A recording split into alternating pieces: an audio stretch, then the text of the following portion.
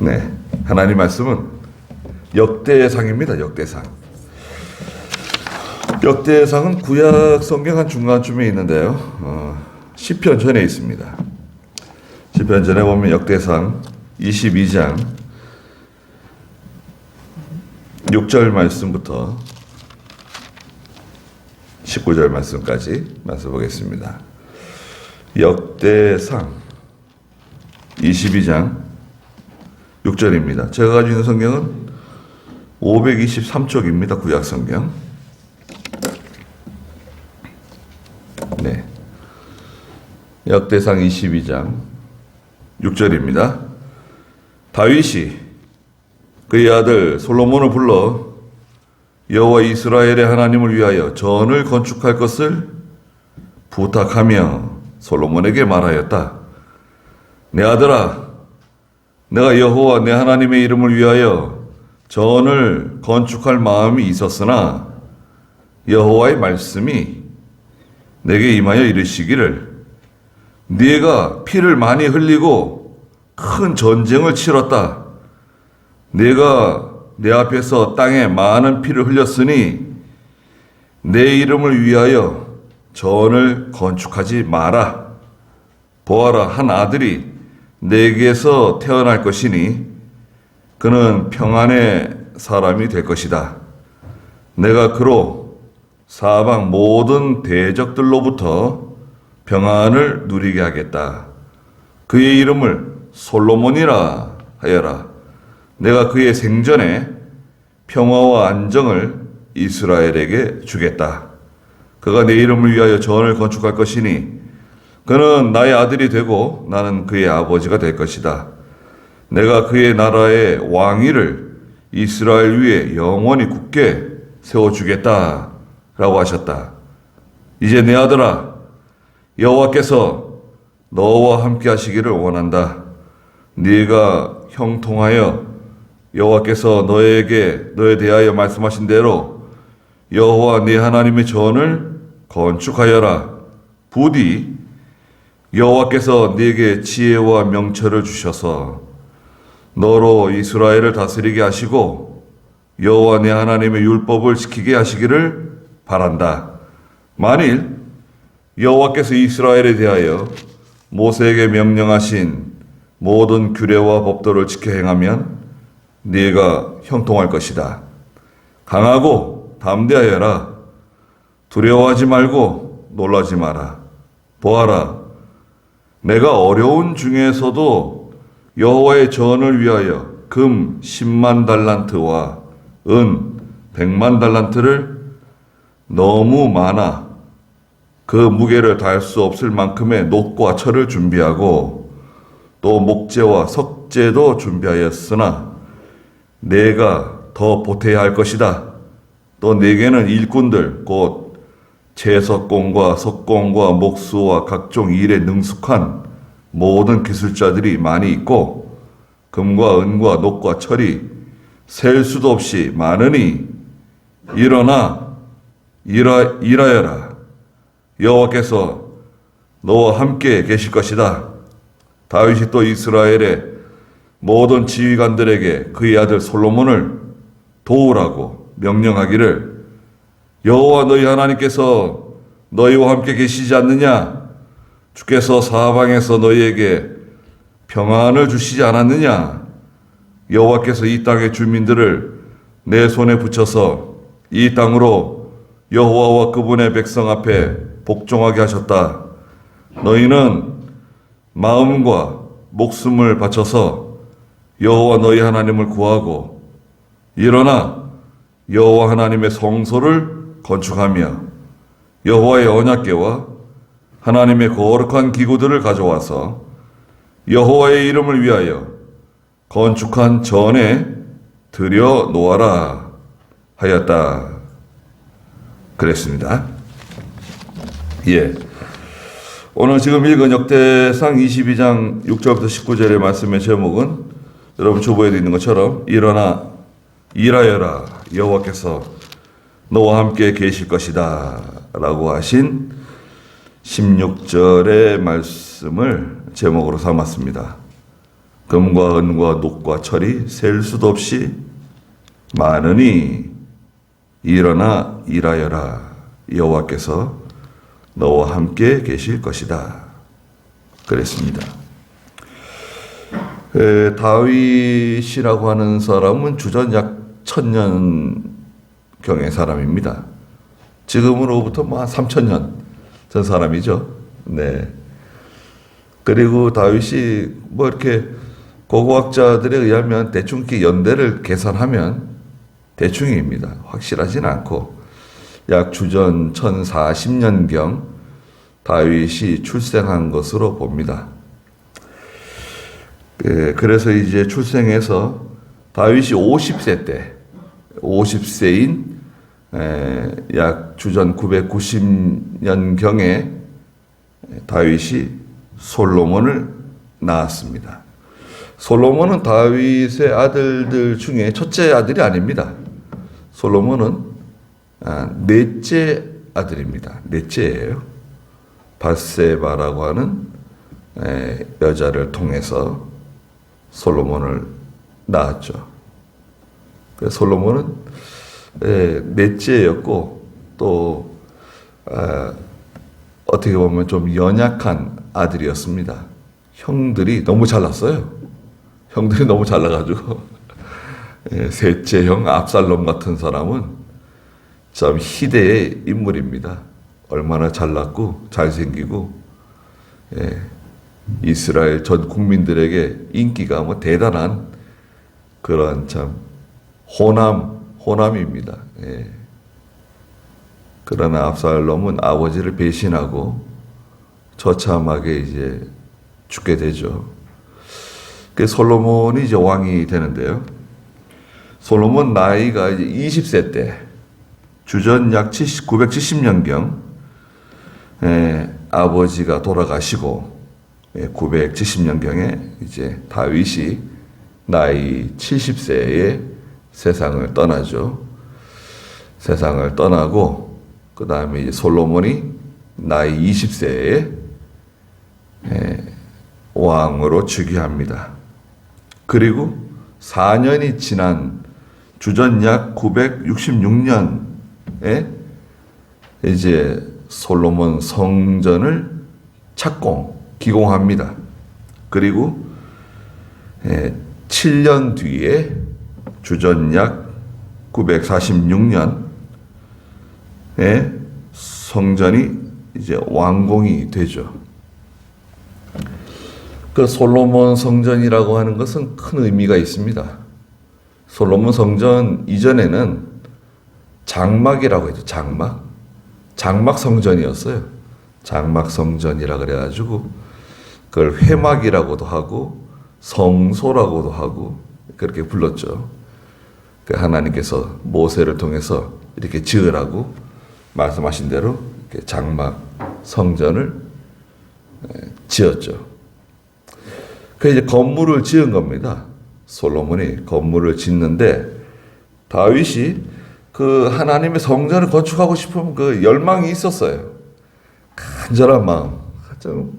하나님의 그 성전을 짓고 싶어가지고 자기 집 짓는 것보다도 그 하나님 성전 건축하고 싶어가지고 그렇게 하나님께 허락해달라고 기도를 많이 했습니다. 그런데 오늘 본문에서도 읽은 것처럼 하나님께서 다윗에게 성전 건축을 분명한 어조로 말씀하셨어요. 안 된다는 거예요. 다윗 너는 군인이다, 군인. 사람을 너무 많이 죽였다는 거예요. 피를 너무 많이 흘렸다는 거예요. 물론 그것도 이제 하나님이 허락하셔가지고 하나님이 그 전쟁에서 이기게 하셔가지고 다윗이 그 전쟁에서 승리를 하고 또 원수들을 많이 죽였죠. 그러나 결과적으로 하나님께서는 그 피를 많이 흘렸다는 거예요. 사람을 너무 많이 죽였다는 거예요. 그러니까 하나님의 성전을 건축하기에는 적당치 않다. 네가 아무리 마음에 원해도 그렇잖아요.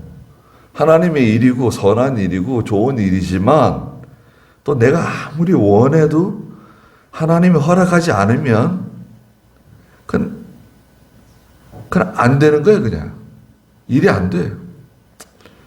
그 얼마나 개인적으로 참 허탈하고 가슴 아픈 일입니까? 아니 제가 뭐 저를 위해서 한 겁니까?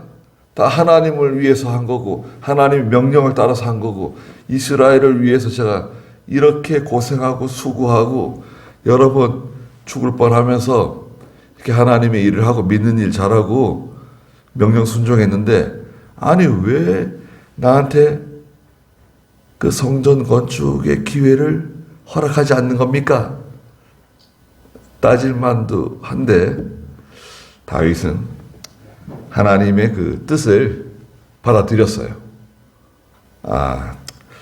하나님께서 결과적으로 나한테는 성전 건축을 허락하지 않으시는구나. 그것을 받아들였어요. 이게 참 다윗의 좋은 믿음인 것 같아요. 다윗은 억지로 그걸 하려고 하지 않아요. 예. 안 되는 걸 그냥 억지로 하려고 하는 마음. 그런 마음이 우리에게 있죠. 저에게도 있고 여러분들도 가지고 계실 겁니다. 이건 아닌데 하면서도 기어이 그 하려고 하는 마음 있죠. 그건 뭐 세상 사람들은 뭐 열망이다, 뭐 갈망이다, 열정이다, 뭐 좋은 단어 붙이지만 신앙적으로 볼 때는 욕심이에요, 욕심. 거기 한번 딱 물리면 시간은 시간대로 허비하고 돈은 돈대로 들어가고 죽을 고생하고 그 다음에 결국 쓰러집니다. 어떤 분이 그러는데 요 며칠 됐는데요. 고생 많이 해가지고 아파트를 샀대요. 아파트를 사놨었는데 뭐 하남인가 저쪽에 어디 사놨대요. 그게 뭐 6억인가 뭐 7억인가 주고 샀대요. 좋은 아파트였는가 봐요. 6억 7억 주고 예전에 사놓고 전세 놓고 반전세 놓고 이제 월세 좀 받고 그래 요번에 이제 그 아파트에 들어갔대요.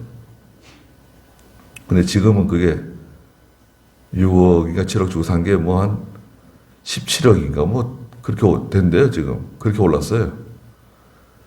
그러니까 이게 부동산 정책이 얼마나 잘못됐는지 말이죠. 아니 6억 7억 하는 아파트도 제가 생각하기에 그건 좀 프리미엄이 붙은 건데 지금 뭐 16억 17억 한다니까 그 말도 안 되는 거 아니에요 사실은. 그걸 어떻게 모아가지고 그 아파트를 사겠어요. 그건 그렇고 근데 이사해가지고 일주일 돼 죽었어요. 그 집에 들어가서 이제 잘 살겠다고 이제 뭐 다 인테리어도 새로 하고 뭐 도배장판 새로 하고 다 깨끗하게 하고 들어갔겠죠. 그동안에 새 놓고 살다가 주인이 들어가 사는 거예요, 이제. 들어가서 일주일 지난 다음에 세상 떠나셨대요. 아이고, 참, 너무 서운하게 됐네요. 제가 그랬어요. 그런 일이 많습니다. 네. 다윗처럼 그걸 받아들일 수 있을까요, 우리가? 내가 하고자 하는 게 간절한데, 하고 싶어 하는 게 열망이 간절한데, 하나님께서 안 되게 하시는 거예요. 이렇게 해도 안 되고, 저렇게 해도 안 되고, 안 돼요.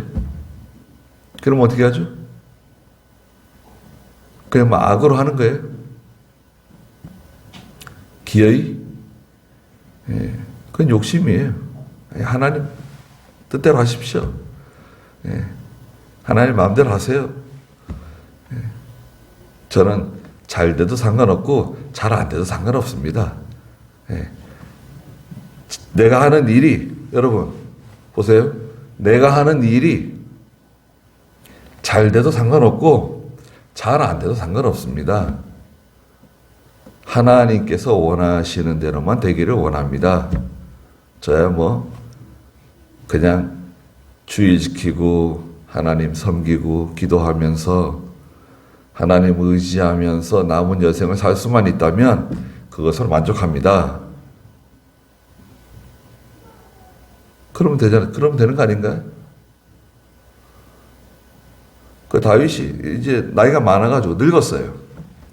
늙은 다윗이에요. 예, 다윗이 얘기하는 거 한번 들어볼까요? 6절 읽어보세요. 다윗이 그의 아들 솔로몬을 불러 여호와 이스라엘의 하나님을 위하여 전을 건축할 것을 부탁하니. 예, 솔로몬 아들에게 이제 네가 아무래도 성전을 건축해야 될 것 같다. 하나님이 너한테 성전 건축을 맡기시려고 그러시는가 보다. 부탁하는 거예요. 7절. 솔로몬에게 말하였다. 내 아들아, 내가 여호와 내 하나님의 이름을 위하여 전을 건축할 마음이 있었으나 여호와의 말씀이 내게 임하여 이르시기를 내가 피를 많이 흘리고 큰 전쟁들을 치렀다. 내가 내 앞에서 땅에 많은 피를 흘렸으니 내 이름을 위하여 전을 건축하지 마라. 보아라, 한 아들이 내게서 태어날 것이니 그는 평안의 사람이 될 것이다. 내가 그로 사방 모든 대적들로부터 평안을 누리게 하겠다. 그의 이름을 솔로몬이라고 하여라. 내가 그의 생전에 평화와 안정을 이스라엘에게 주겠다. 그가 내 이름을 위하여 전을 건축할 것이니 그는 나의 아들이 되고 나는 그의 아버지가 될 것이다. 내가 그의 나라의 왕위를 이스라엘 위에 영원히 굳게 세워주겠다라고 하셨다. 네. 다윗 너는 피를 많이 흘렸다는 거예요. 군인이 다윗은 정복하고 무찌르고 영토를 빼앗고 영토를 또 확장시켜 나가고 막 이렇게 막 공격적인 사람입니다. 전쟁의 사람이에요, 다윗은. 골리앗을 막 쓰러뜨리고 말이죠. 대단한 뭐 전과를 올렸죠. 그래서 다윗 시대는 이스라엘의 영토가 확장됐어요. 이스라엘이 뭐 이렇게 땅덩어리가 가나안 땅이 크지 않은데 다윗이 왕으로 있는 동안에 다윗이 통치 40년 했거든요. 40년 통치했는데 영토가 확장됐어요. 확장되고 얼마나 세력이 대단하고 말이죠. 다윗 시대는 이스라엘이 세계 초강대국이에요. 모든 주변에 있는 나라들이 다 다윗에게 와가지고 굴복하고 무릎을 꿇었어요. 금과 은과 보석을 갖다 바쳤습니다. 예. 평화협정을 맺고. 근데 반면에 솔로몬은요, 이 평안의 사람이에요. 솔로몬은 전쟁하지 않고 솔로몬은 이 주변의 모든 나라를 다스리는데 동맹을 맺고 혈맹을 맺고 이런 식으로 해서 주변에 있는 모든 나라들을 자기 편으로 만드는 외교의 달인이에요. 지금으로 말하자면 솔로몬은 이 외교를 잘하는 사람입니다. 그래가지고 그 주변에 있는 왕족들, 귀족들의 딸들을 자기 아내로 다 삼았어요. 아내가 상당히 많죠. 네. 그래서 외교에는 뭐 솔로몬을 따라갈 사람이 없습니다. 그 솔로몬 시대는 평화와 안정의 시대, 번영의 시대를 구가했습니다. 그리고 하나님께서 특별히 솔로몬에게는 성전 건축이라고 하는 시대적인 사명을 맡기신 거죠.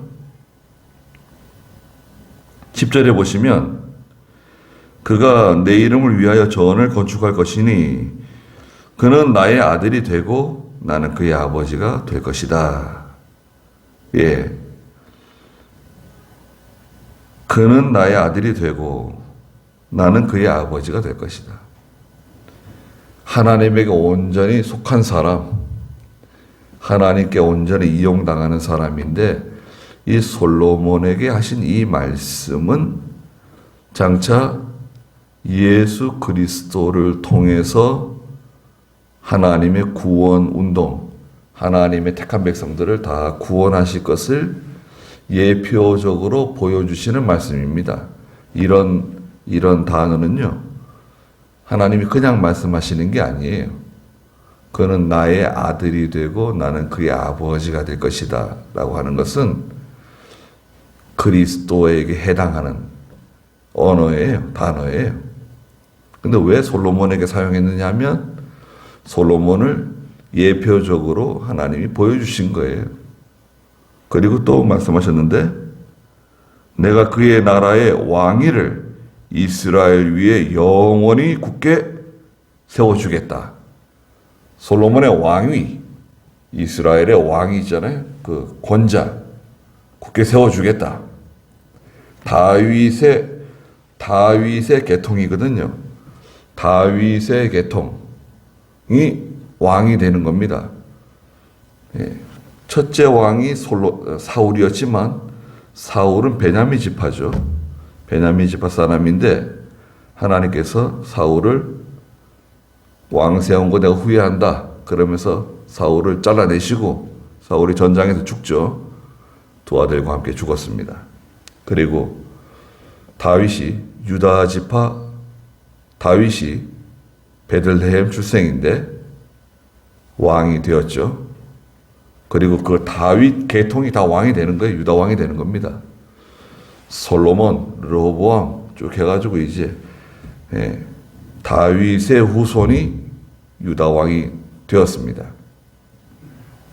이것 또한 장차 예수 그리스도께서 이스라엘의 왕이 되시고 통치하실 것을 예표적으로 가르쳐 주시는 겁니다. 그래서 이 솔로몬을 통해서 하나님 두 가지 보여주신 거예요. 첫째는 그리스도를 통해서 하나님의 백성을 구원하시겠다는 계획. 또 예수 그리스도가 영원한 왕이 되시고 하나님의 백성이 그리스도의 통치를 받는다는 것을 솔로몬을 통해서 살짝 보여주신 거예요. 말씀하신 겁니다. 11절 읽어보세요. 이제 내 아들아 여호와께서 너와 함께 하시기를 원한다. 네가 형통하여 여호와께서 너에 대하여 말씀하신 대로 여호와 내 하나님의 전을 건축하여라. 부디 여호와께서 내게 지혜와 명철을 주셔서 너로 이스라엘을 다스리게 하시고 여호와 내 하나님의 율법을 지키게 하시기를 바란다. 만일 여호와께서 이스라엘에 대하여 모세에게 명령하신 모든 규례와 법도를 지켜 행하면 내가 형통할 것이다. 강하고 담대하여라. 두려워하지 말고 놀라지 마라. 네. 여기 세 가지를 말씀하셨는데요. 다윗이 솔로몬에게 말하는 거죠. 11절에 보시면 이제 내 아들아, 첫째는 뭐냐? 여호와께서 너와 함께 하시기를 원한다. 하나님이 함께 하시면 그 사람은 형통해집니다. 그 뒤에 형통이 나오죠. 네가 형통하여 여호와께서 너에 대하여 말씀하신 그대로 여호와 네 하나님의 전을 건축하여라. 하나님께서 함께 하시는 사람은 잘 됩니다. 형통해져요.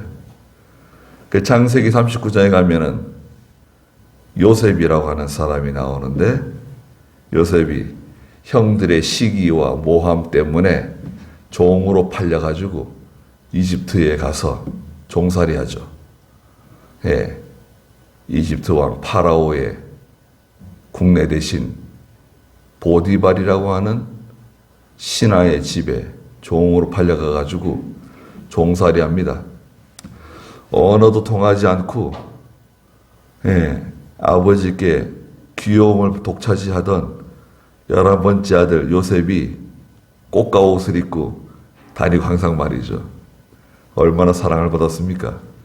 그런데 아버지는 요셉이 죽은 줄 알고 요셉은 종으로 팔려가고 거기서 종살이 했습니다.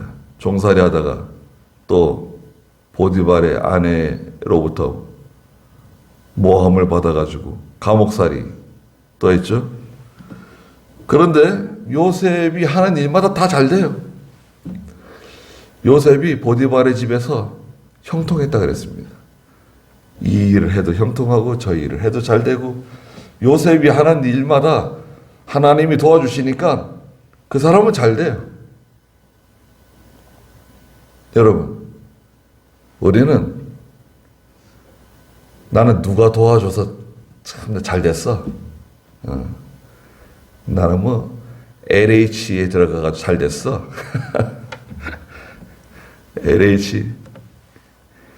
LH는 그거는 뭐 이름을 바꾸든지 아니면 없애버리든지 둘 중에 하나를 해야 될 것 같아요.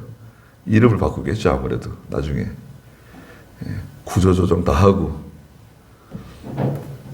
구조조정 해야 되지 않겠어요? LH에서 근무해가지고 뭐 개발될 땅 다 미리 다 사고 뭐 자기 친척 일가 친척들 뭐 조카들 뭐 다 땅 다 사게 하고 그 공기업들이 그런 거 하고 말이죠. 우리는 어떻습니까? 여러분들은 누굴 통해서 잘 되시기를 바라는가요? 나는 도와주는 사람도 없고 밀어주는 사람도 없고 조금만 누가 도와주면 잘 될 텐데 그런 생각 해보지 않으세요? 나는 어쩌다가 어떻게 용인에서 살게 돼가지고 이건 뭐 용인은 참 어정쩡한 곳입니다.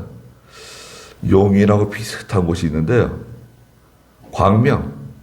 광명도 말이죠. 이거 뭐 경기도도 아니고 서울도 아니고 애매모호한 지역들, 시흥 이런데 용인은 누가 알아주나? 용인 뭐 시골로 다 알고 있는데 용인 뭐 요즘 용인 알아주죠. 뭐 용인 누가 알아주나요? 이건 서울도 아니고 뭐 경기도인 것 같기도 하고 서울인 것 같기도 하고 강남에서 30분밖에 안 걸린다는데 지금 뭐 도로가 좋아져 가지고요. 교통이 좋아질 것 같습니다. 용인이 앞으로. 여기도 지금 여기 인터체인지 하나 생겼잖아요. 분당. 또 이제 포천하고 세종간 고속도로 지금 높은 거는 이제 포천 세종간 고속도로예요. 저거는. 도로공사에서 지금 하는 거니까 속도가 빠르잖아요. 돈이 많으니까. 지금 뭐 터널도 뭐 다 뚫어가지고 지금 거의 이제 연결하려고 그러고 고가 지금 올리려고 그러잖아요. 그럼 여기 뭐 모현이나 뭐 포곡 인터체인지 하나 만들어 주겠죠. 그럼 바로 뭐 고속도로 올라가가지고 경부선 뭐 중부고속도로 다 연결되게 해줄 것 같은데 교통 좋아지겠죠. 우리는 누가 도와줘가지고 잘 됐으면 하는 마음이 있을까요? 하나님이 나를 도와주신다. 거기에 대한 어떤 자부심이 있는가요? 여러분 한번 생각해 보십시오. 나는 하나님이 함께 하신다. 나는 하나님이 도와주신다. 그런 자부심. 나는 어디 가든지 하나님이 나와 함께 하신다. 그런 확신, 믿음이 있으세요? 하나님이 나와 함께 하신다는 확신이 있다고 하면 그 사람은 정말 위대한 사람입니다. 왜 위대하냐? 하나님이 나와 함께 하신다는 것을 깨닫고 확신한다고 하면 그 사람은 모든 걸 다 가지고 있는 사람이에요. 돈이나 사람이나 모든 것을 다 자기 소유로 삼은 사람이나 다름없어요. 그렇지 않습니까? 이게 다 하나님, 지구뿐만 아니라 천지 우주 만물이 다 하나님의 것인데 하나님을 모시고 있다. 하나님과 늘 함께한다. 그러면 필요한 게 있으면 하나님은 그냥 즉각 그 사람에게 공급해 주시는 거 아닙니까? 돈이 필요하면 돈을 주시고, 사람이 필요하면 사람을 붙여주시고, 뭐가 필요하면 뭘 주시고, 다 계속 그냥 즉각 예, 공급해 주지 않겠어요? 얼마나 확실합니까? 네. 그래서 성도가 무서운 겁니다. 예수 믿는 사람이 자기는 잘 모르지만 사실은 무서운 존재입니다. 두려운 존재예요. 나는 잘 인식하지 못하지만 하나님께서 함께 하시기 때문에 하나님의 교회나 성도에게 어떤 소원을 주게 되면 그거는 뭐 큰일 나는 겁니다. 큰일 나요. 예. 정작 우리는 잘 모르는데 그 사람들은 큰일 나는 거예요. 예. 난리 납니다. 예수 믿는 사람이 이렇게 무서워요. 하나님 백성이잖아요. 우리가 하나님 아버지라 그러잖아요. 하나님 아버지가 뭐 괜히 하나님 아버지예요. 내가 여호와께서 너와 항상 함께 하시기를 원한다. 그러면 형통해진다. 여호와께서 너에게 대하여 말씀하신 대로 여호와 네 하나님의 전을 건축해라. 첫째 명령입니다. 두 번째는 뭐냐? 부디 여호와께서 네게 지혜와 명철을 주셔서 너로 이스라엘을 다스리게 하시고, 너는 이스라엘을 다스려야 된다는 거예요. 이스라엘의 통치자로서 필요한 게 뭐냐? 지혜와 명철이라는 거예요. 지혜와 명철. 이것을 이제 한마디로 말하면 믿음인데, 믿음. 믿음이 있는 사람은 지혜와 명철이 있는 사람이에요. 지혜와 명철이 있는 사람은 분별력이 있어요. 영적 통찰력이라고 해요. 영적 통찰력. 어떤 사건이나 어떤 사람이나 어떤 일에 대하여 그것을 정확하게 판단할 수 있는, 또 좀 더 나가서 앞으로 되어질 일을 미리 내다볼 수 있는 그런 예지력, 통찰력이 있는 하나님의 사람이 되어야 된다는 거예요. 그래야지 나라를 다스리지 않겠어요? 나라를 다스리는데 뭐 당장 뭐 지금 일어나는 일만 보고 나라를 다스릴 수 없잖아요. 앞으로 5년, 10년, 50년, 100년 앞을 내다보고 이 나라를 위해서 어떤 계획을 세워야 되고 어떤 제도를 만들어야 되고, 예, 어떤 것을 개혁해야 되고, 그런 걸 다 이렇게 통찰력을 가지고 일을 처리해야 되지 않겠습니까? 나라를 잘 다스릴 수 있는 지혜와 명철이 있기를 바란다. 그게 필요하다는 거예요. 우리도 그게 필요합니다. 예. 당장 눈앞에 있는 그거, 당장 지금 현실적인 문제, 그것만 바라보지 말고 앞으로 내가 살아갈 날이 좀 많이 남아있다. 젊은 분들은 당장 눈앞의 현실보다도 앞을 내다보고 자기를 준비를 잘 해야 되겠죠. 하나님이 도와주셔가지고 준비를 해야 됩니다. 그런데 믿음으로 하지 않으면 이 일이 안 돼요. 지혜와 명철이 멀리 떠납니다. 믿음으로 해야 하나님이 도와주시고 거기서 잘 되는 겁니다. 요셉은 종살이 하면서 잘 됐어요.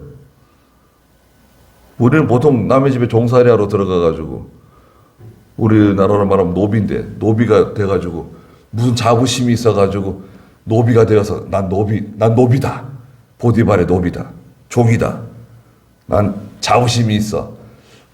그렇게는 말할 수 없겠죠. 그런데 요셉이 종살이 하면서 잘 돼요. 감옥에 들어갔는데요. 감옥에서 잘 돼. 사람들이 다 요셉을 좋아하고, 다 요셉을 인정하고, 예. 감옥에서 잘 돼. 그래, 감옥살이 만 2년 하고, 어떻게 했습니까? 당대, 세계 초강대국인 이집트의 수석 총리가 된 거 아니에요? 당년 나이 30세에. 오늘 아침까지 깜빵에 있던 사람이 오후에, 낮에는 이집트의 총리가 됐어요. 모든 파라오의 신하들이 다 요셉 앞에 무릎을 꿇고 절했습니다. 우리를 좀 잘 다스려 주세요. 우리를 좀 살려주세요. 당신밖에 없습니다. 그 요셉에게 엎드린 거 아닙니까? 그게 뭐 아버지가 도와줘서 잘 된 겁니까? 뭐 어머니가 도와줘서 잘 된, 집안에 누가 요셉을 뭐 뒷바라지 해줘가지고 잘 된 건가요?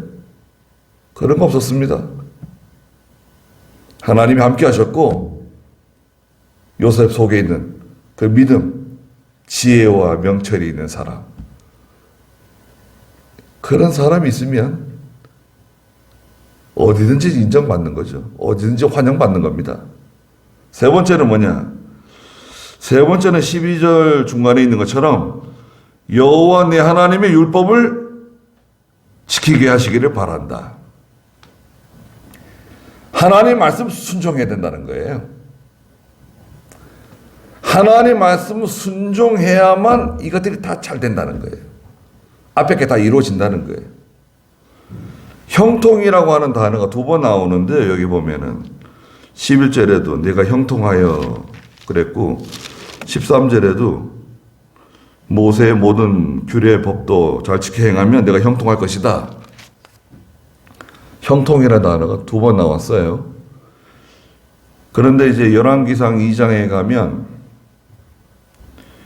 다윗이 이제 임종하는 장면이 나옵니다.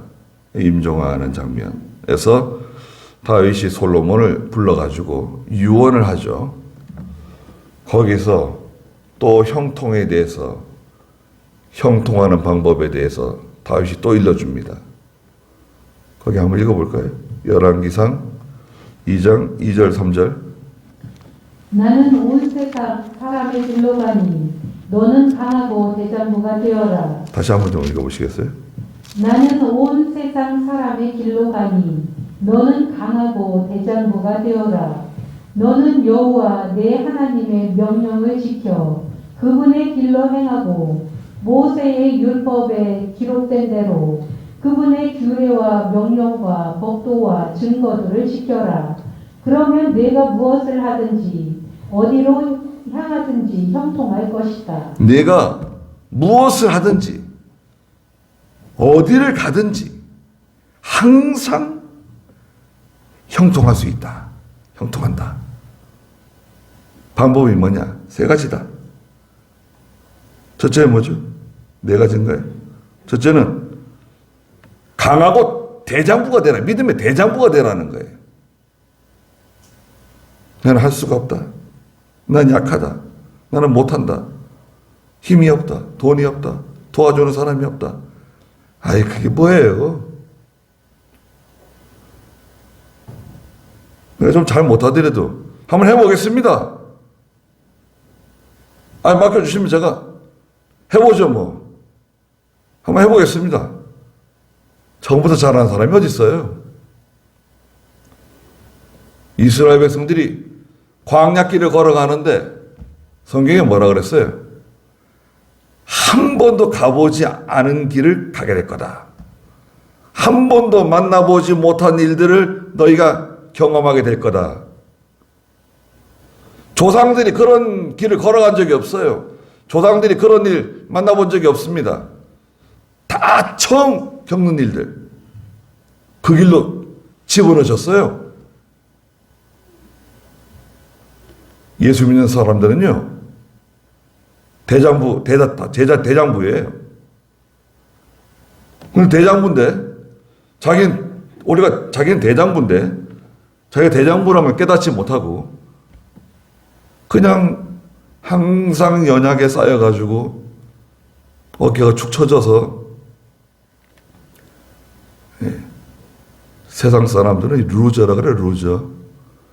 못난이라 그래, 못난이. 못난 사람. 뭘 해도 못났어. 어디 가도 인정을 못 받고 대우를 못 받고. 우리가 그런 사람들인가요?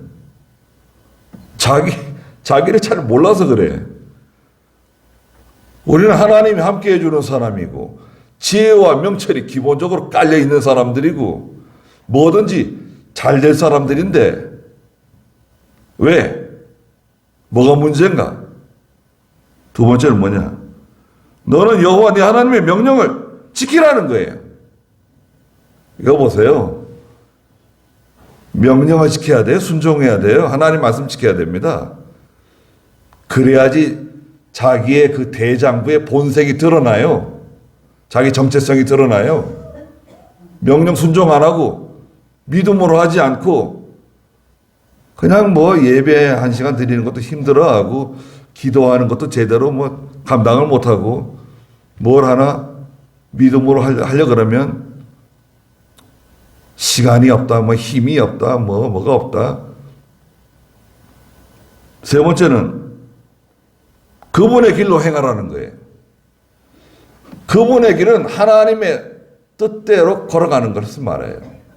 아까 지난주에 말씀도 우리가 읽었지만 하나님의 길, 하나님이 원하시는 하나님의 의지에 부합하는 길로 걸어가야 돼요. 자기 마음대로 하는 게 아닙니다. 우리는 자기 마음대로 하는 사람들이 아니에요. 하나님의 마음에 맞는 일을 내가 하는 거예요. 하나님의 마음에 나를 맞추는 거예요. 여러분, 하나님 이렇게 해주세요. 이렇게 해주셔야만 됩니다. 나한테 하나님이 맞추는 게 아니라 내가 하나님께 맞추는 겁니다. 하나님의 길을 걸어가야 돼. 네 번째가 뭡니까? 모세의 율법에 기록된 대로 그분의 규례와 명령과 법도와 증거를 지켜라. 그러면 네가 무엇을 하든지 어디로 향하든지 형통할 것이다. 이게 다윗의 유언입니다. 솔로몬에게 해준 거. 근데 그게 똑같이 오늘 여기 역대상 22장 13절에 만일 여호와께서 이스라엘에 대하여 모세에게 명령하신 모든 규례와 법도를 지켜 행하면 내가 형통할 것이다. 우리는 다 형통하길 바랍니다. 뭐 사람들은 새해가 되면 새해 복 많이 받으시라고. 어떻게 복을 많이 받아요? 지금 우리 코로나 시대에 뭐 어떻게 해서 복을 받습니까?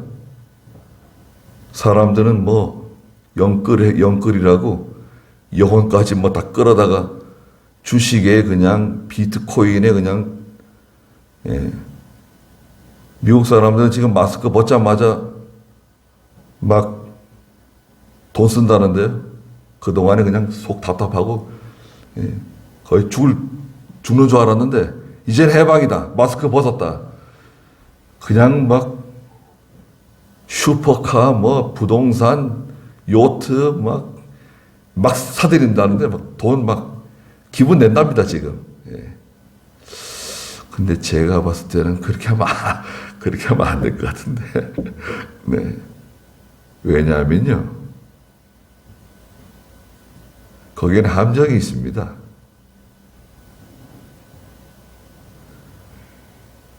대다수의 사람들이 가는 길로 가면 안 돼요.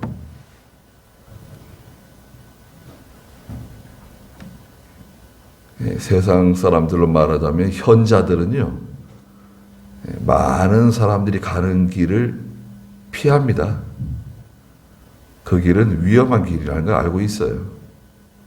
오히려 사람들이 가지 않는 길, 사람들이 미처 발견하지 못한 그런 곳을 찾는 거죠. 그 블루오션이라 그러잖아요. 반대로는 레드오션이 있잖아요. 경쟁이 치열한 곳에 가면 안 돼요. 뭐든지 사람들이 많이 가는 대로 우리는 그 가는 게 아닙니다. 오히려 우리 예수 믿는 사람들은 은밀한 곳을 찾아서 말이죠. 산속으로, 고요한 곳으로, 한적한 곳으로, 사람들이 가기 꺼려하는 좁은 길로, 좁은 문으로 들어가는 사람들 아닙니까? 대세를 따라가는 게 아닙니다. 예수 믿는 사람들은. 세상적으로도 그래요. 형통한 길을 걸어가십시오. 우리 형통한 길이 우리 앞에 있는데, 여러분, 저나 여러분 앞에 형통하는 길이 놓여 있는데 굳이 그 길을 무시하고, 아니 왜 엉뚱한 그 고생스러운 그런 길을 가겠다고 고집을 피우고 말 안 듣고 제 멋대로 고생 많이 하지 않았나요, 우리? 여러분, 고생 많이 안 하셨어요? 힘 안 드셨어요? 믿음의 대장부가 되셔가지고 하나님 전적으로 의지하고 예배 생활 철저히 잘하고, 성경 공부만 참석하는 사람은 오전 예배 드리고, 오전 예배만 참석하는 사람은 오후 예배 드리고, 오후 예배 참석하는 사람은 수요일 예배도 드리고, 수요일 예배 참석하는 새벽 예배도 드리고, 이렇게 점점 이렇게 믿음이 자라나야 되지 않겠어요? 속에서 막 불이 나지 않습니까? 하나님을 사랑하는 마음이 있다고 하면 속에서 막 불이 막 활활 타지 않아요? 느긋하게 말이죠. 무슨 우리가 믿자야 본전이다 이런 식으로 예수 믿는 겁니까? 예수님께서 우리 때문에 십자가에 달려 대신 돌아가셨는데 우리는 느긋하게 말이죠. 다리 쭉 뻗고 복이나 좀 주세요. 우리가 무슨 거론뱅이도 아니고 웬 달라 그래요. 다 가지고 있는 사람들인데 사실 우리는 다 가지고 있는 사람들입니다. 아까도 말씀드린 것처럼 자기 정체를 잘 몰라요. 우리가 스스로. 저도 마찬가지지만 우리는요 내 정체를 잘 모르는 사람들이에요. 자기가 어떤 존재인지 자신을 잘 몰라요. 그냥 자꾸 나약하고 말이죠. 연약하고 그냥 이렇게 힘이 없고 뭘 하더라도 나는 못한다, 해보지 않았다, 힘이 없다, 약하다. 강하고 담대하여라. 두려워하지 말고 놀라지 말라는 거예요. 강하고 담대해야 되지 않겠습니까? 뭘 두려워하고 뭘 놀래요? 놀랄 게 뭐 있어요? 세상에 놀랄 게 뭐가 있습니까? 하나님의 손에 다 있는 겁니다. 하나님 손 안에 있는 거예요, 다. 자, 다윗이 자기가 성전 건축하고 싶어가지고요. 준비한 게 많아요. 자기가 막 성전 건축하고 싶어가지고 그 성전 건축에 필요한 그 자금, 보물들을 준비를 많이 했어요. 40년 동안 나라를 다스리면서 부정부패한 게 아니라 준비를 많이 했습니다. 14절 읽어보세요. 보아라, 내가 어려움 중에서도 여호와의 전을 위하여 금 10만 달란트와 은 100만 달란트와 너무 많아 그 무게를 달 수 없을 만큼의 놋과 철을 준비하고 또 목재와 석재도 준비하였으나 내가 더 보태야 할 것이다. 또 내게는 일꾼들 곧 채석공과 석공과 목소와 각종 일에 능숙한 모든 기술자들이 많이 있고 금과 은과 놋과 철이 셀 수도 없이 많으니 일어나 일하여라. 여호와께서 너와 함께 계실 것이다. 네, 다윗이 14절에 보니까 야 솔로몬아, 내가 어려운 가운데서도 이게 쉽게 한 게 아니다.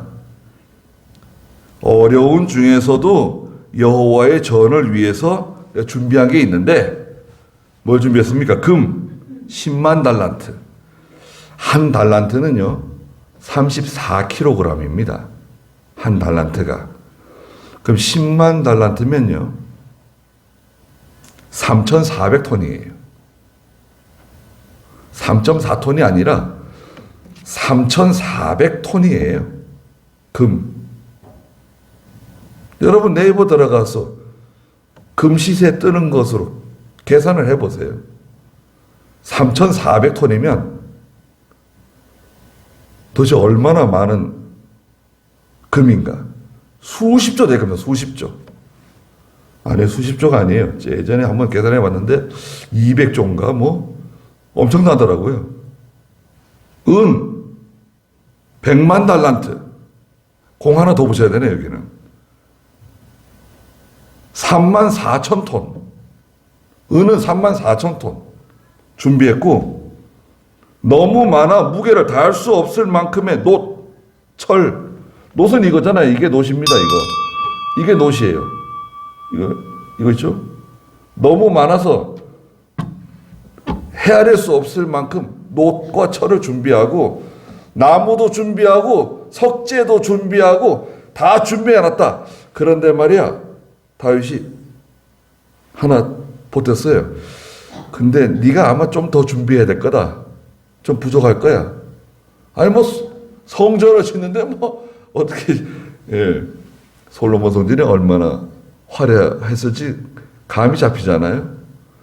구약 시대 때는 그 의식과 제도가 예배의 형식이었어요. 신약 시대는 신령과 진정인데, 구약 시대의 예배는 그 의식과 형식, 제도가 매우 중요했습니다. 그것 따라서 이제 성전 지은 거 아니에요. 하나님이 지으라 한 대로. 그러니까 성전을 그냥 안쪽 벽, 바깥쪽 다 막 금으로 다 바른 거예요. 솔로몬 성전을. 그래 큰 건물이 아닌데 이렇게 많이 준비했습니다.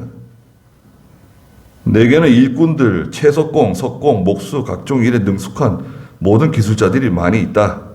금과 은과 녹과 철이 셀 수도 없이 많고, 일어나 일하여라. 여호와께서 너와 함께 계실 것이다. 하라는 거예요.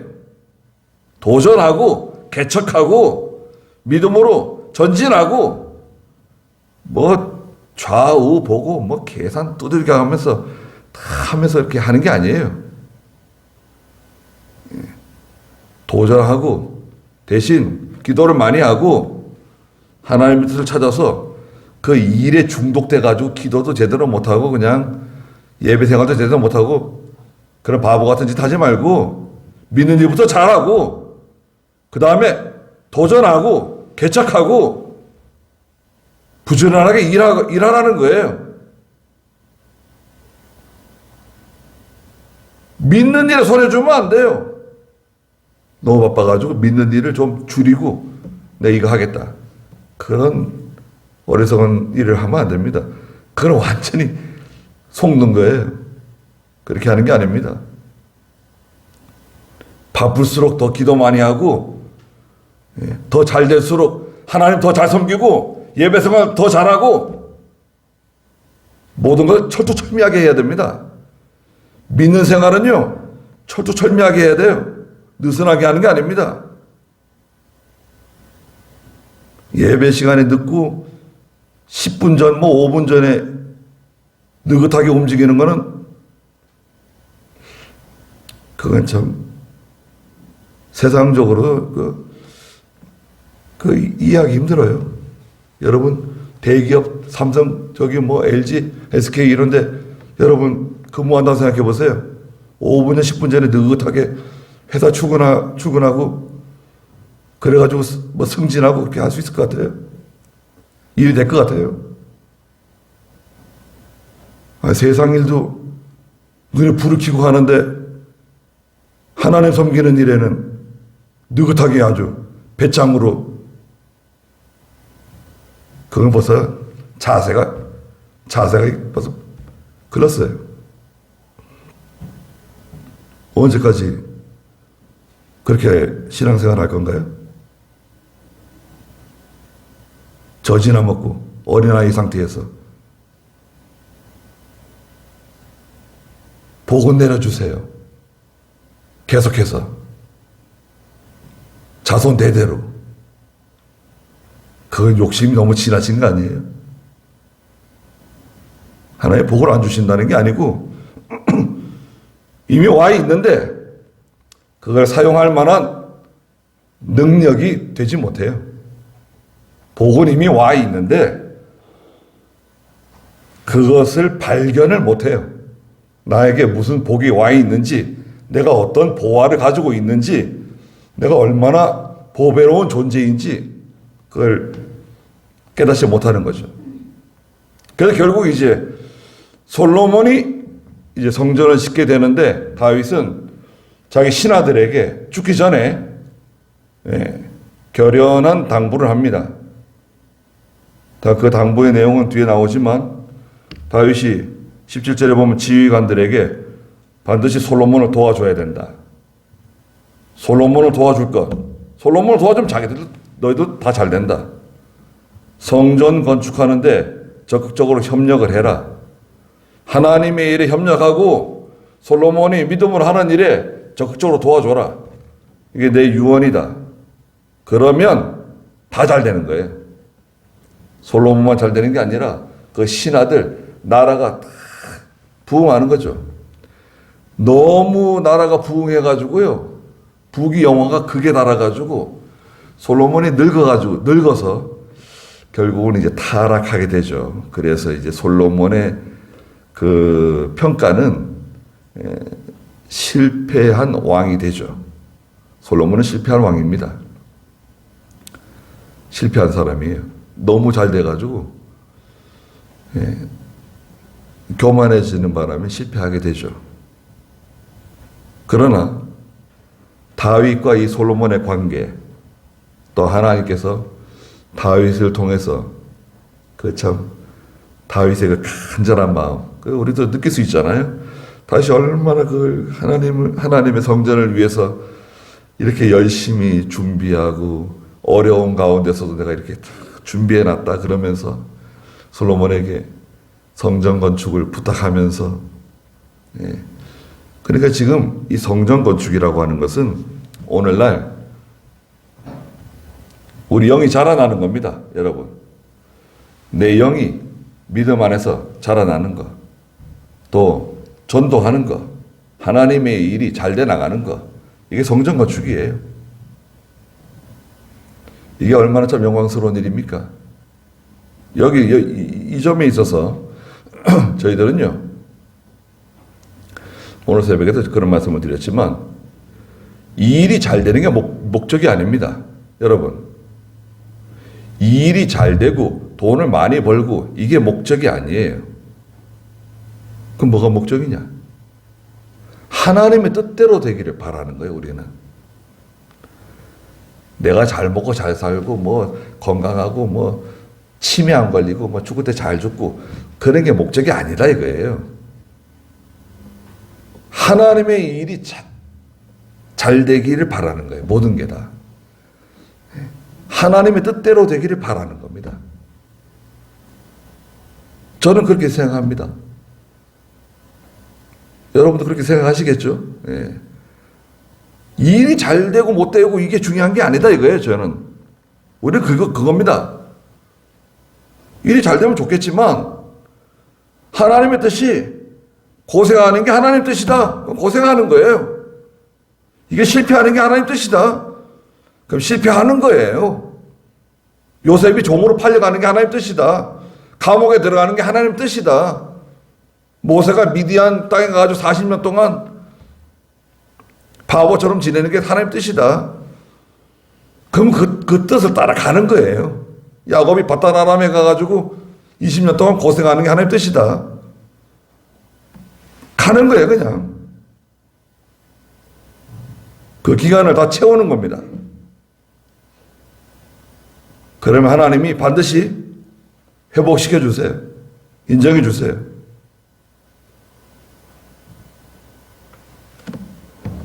거기까지 하죠. 기도하겠습니다.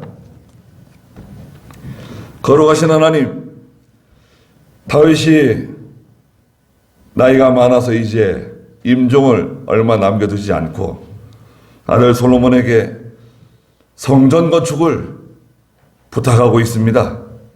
또 형통하는 길에 대해서 알려주었습니다.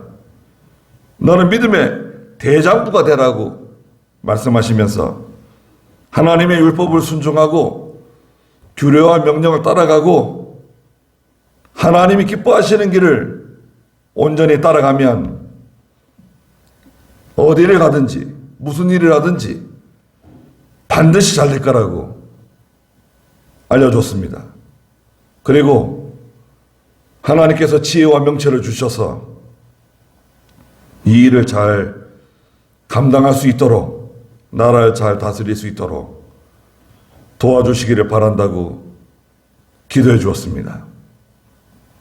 거룩하신 하나님, 저희도 하나님 앞에서 모든 일을 바로하게 해주시고 기도하며 순종하며 하나님께서 기뻐하시는 길을 찾아서 그 길로 걸어갈 수 있도록 하나님 저희들 은혜를 주시고 믿음도 해주시고 또 우리에게 모든 필요한 것을 은혜 가운데 채워주시옵소서. 예수님의 이름으로 기도드리옵나이다. 아멘. 한 번 더 기도하겠습니다. 우리 주 예수 그리스도의 크신 은혜와 하나님 우리 아버지의 무한하신 사랑하심과 성령의 감화하시고 감동하시는 역사와 인도하심이 이 자리에 함께한 사랑하는 성도들과 믿음의 가정들과 믿음의 자녀들에게 항상 계시기를 축원하옵나이다. 아멘.